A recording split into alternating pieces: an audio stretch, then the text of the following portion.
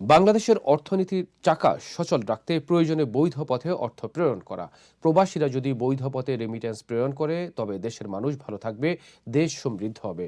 Association of Bangladeshi American money transmitters and agents আয়োজিত ইফতার পূর্ব অনুষ্ঠানে অতিথিরা এইসব কথা বলেন। নিউ ইয়র্ক সিটির কুইন্সের একটি পার্টি হলে এই অনুষ্ঠানের আয়োজন করা হয়। বিস্তারিত রিপোর্টে। Association of Bangladeshi America money transmitter agents তথা ABAMT এর ইফতার ও দোয়া মাহফিলের অনুষ্ঠানটি আলোকিত করেছেন বিভিন্ন শ্রেণী পেশার মানুষ। এতে প্রধান অতিথি ছিলেন নিউ ইয়র্কে নিযুক্ত বাংলাদেশের কনসাল জেনারেল নাজমুল হুদা।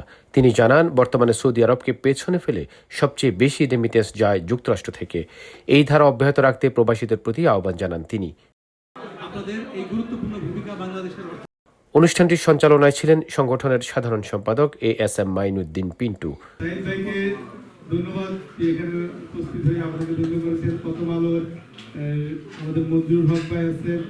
অনুষ্ঠানে সভাপতিত্ব করেন ABAMT এর সভাপতি মাসুদ রানা তপন।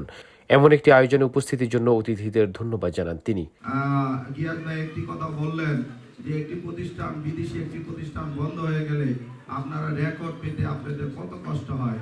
এর আগে বাংলাদেশি মালিকানাধীন প্রতিষ্ঠানের মাধ্যমে রেমিটেন্স পাঠানোর জন্য সবার প্রতি আহ্বান জানান সংগঠনের প্রধান উপদেষ্টা মোহাম্মদ মালেক।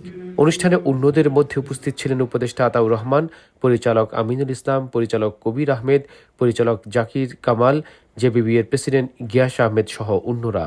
প্রবাসীদের যে রেমিটেন্স, এটা বাংলাদেশের যে অর্থনৈতিক চাকা চলছে সেটা কিন্তু বাংলাদেশের মানুষ বুঝছে না। ইফতারের আগ মুহূর্তে মুসলিম উম্মার শান্তি ও সমৃদ্ধি কামনায় দোয়া ও মোনাজাত করা হয়।